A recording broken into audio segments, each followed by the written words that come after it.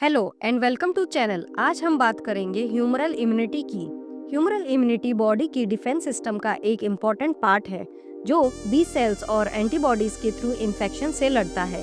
ये ज़्यादातर बैक्टीरिया और वायरसेस जो ब्लड या बॉडी फ्लूइड्स में होते हैं उनको न्यूट्रलाइज करता है। ह्यूमरल इम्यूनिटी को एक सिंपल एग्जाम्पल से समझते हैं। सोचिए एक सिटी है जो कि हमारी बॉडी है, जिसमें पुलिस यानी हमारा इम्यून सिस्टम जो क्रिमिनल्स जो कि बैक्टीरिया और वायरसेस से प्रोटेक्ट करती है। बी सेल्स पुलिस ऑफिसर्स की तरह हैं जो जब किसी क्रिमिनल को देखते हैं तो एक वांटेड पोस्टर यानी एंटीबॉडीज बनाते हैं। ये एंटीबॉडीज क्रिमिनल्स को मार्क कर देती है ताकि सोल्जर्स जो कि दूसरे इम्यून सेल्स हैं उनको पहचान कर उनको डिस्ट्रॉय कर सके। जब एक बार किसी क्रिमिनल का पोस्टर बन जाता है तो पुलिस को फ्यूचर में उससे लड़ना इजी हो जाता है। ये ही इम्यूनिटी का बेस है। अब step by step humoral immunity का डेवलपमेंट को समझते हैं। पहला, एंटीजन रिकॉग्नाइजेशन मतलब फॉरेन एनिमी की पहचान। जब बैक्टीरिया या वायरस यानी एंटीजन ब्लड में आते हैं, बी सेल्स इसको आइडेंटिफाई कर लेता है। हेल्पर टी सेल्स यानी CD4+ सेल्स भी एक्टिवेट होते हैं और बी सेल्स को सिग्नल देते हैं कि एंटीबॉडीज बनानी स्टार्ट करो।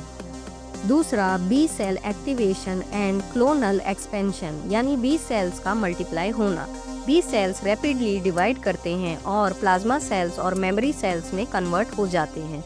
Plasma cells antibodies IgG, IgA, IgM, IgE, IgD produce करते हैं जो एंटीजन को न्यूट्रलाइज करती है। तीसरा, एंटीबॉडीज न्यूट्रलाइजेशन यानी एनिमी को डिस्ट्रॉय करना।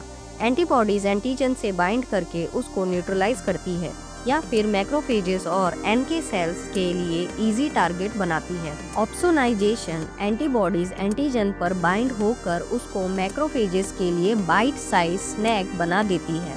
Complement system activation, antibodies complement proteins को एक्टिवेट करके पैथोजन को डिस्ट्रॉय करती है। चौथा, मेमोरी बी सेल्स यानी फ्यूचर प्रोटेक्शन।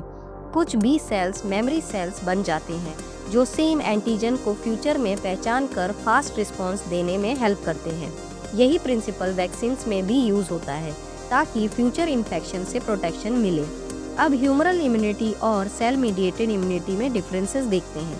तो ह्यूमरल इम्यूनिटी में मेन सेल्स इन्वॉल्व है बी सेल्स और प्लाज्मा सेल्स, लेकिन सेल मीडिएटेड इम्यूनिटी में टी सेल्स जिसमें है CD4+ और CD8+।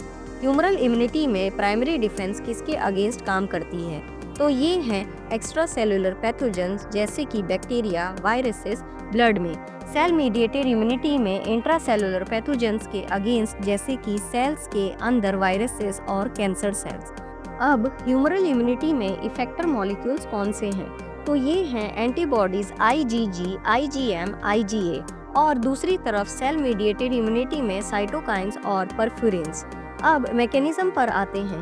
ह्यूमरल इम्यूनिटी की बात करें तो एंटीबॉडीज बाइंड करते हैं एंटीजन पर और न्यूट्रलाइज करते हैं। सेल मीडिएटेड इम्यूनिटी में टी सेल्स डायरेक्टली डिस्ट्रॉय करते हैं इन्फेक्टेड सेल्स को। अब आते हैं memory formation.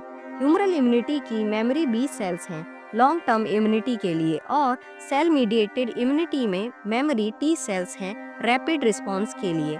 In short, humoral immunity में बी सेल्स एंटीबॉडीज बनाते हैं जो बैक्टीरिया और वायरसेस को न्यूट्रलाइज करते हैं। मेमोरी बी सेल्स एक बार एंटीजन रिकॉग्नाइज कर लेते हैं तो फ्यूचर इन्फेक्शंस में फास्ट रिस्पॉन्स देते हैं।